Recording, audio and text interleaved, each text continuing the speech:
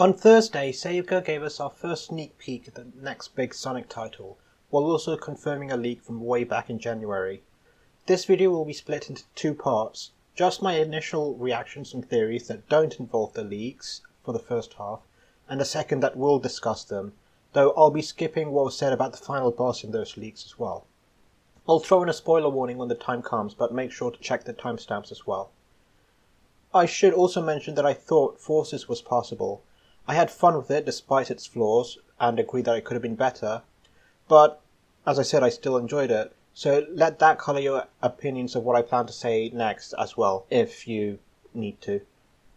You can also check out a video about what I feel Forces did right as well. It'll be in the description below. One of the points I made there was that I wanted more serious stories, which the tense atmosphere of the trailer suggests we'll be getting this time as well. I don't want grimdark, of course, but my favourite Sonic story so far is Unleashed, and I've long since hoped for something of that nature since the tonal shift of Sonic Colors onwards. As for the theory crafting itself, one thing I'm sure many people noticed is the pink square surrounding Sonic as he runs, suggesting a return of the Phantom Ruby. Sonic disappearing could also possibly indicate a return of null space, only this time as something Sonic can control. Though slight, Sega have dabbled in continuity between titles so far, and I know I'm not the only one who'd love to see the Phantom Ruby's powers explored more. I don't know what to make of the glyph at the end, though. It either represents whatever gave Sonic this ability to tap into the Phantom Ruby, or it represents the villain, much like how Infinite got its own insignia in the build-up to Sonic and Forces. Oh, also the detail in the trailer is mind-blowing, and I hope we get CG cutscenes in the story again as well, especially if they all look as intricate as this. There's something else I've dearly missed since Unleashed, and to a lesser extent Black Knight. Now onto the leaks. You have until the end of this sentence to leave if you want spoilers. Ready? Great. The metadata of the video and an early version of Sega's press release confirm the game's title, or at least the working title, as Sonic Rangers, which confirms the aforementioned leak from January that stated this would be an open-world game. The leaker compared it to Breath of the Wild, but I think it's more akin to the Pathless, as the game is described as having puzzles and bosses in the world itself, instead of being hidden away in shrines. That said, the leaker also mentioned Korok and Hestu analogues, so perhaps the Zelda reference isn't too unwarranted.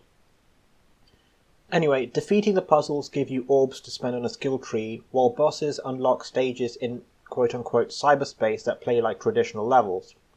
Following from my earlier theory, it could be that null space has pulled in terrain from the world itself to form these stages, thus giving the Void some variety. The Phantom Ruby has always had some digital style special effects too, so I think this is a valid theory to have, though of course it doesn't explain how the date at the end of the teaser was also digitalized.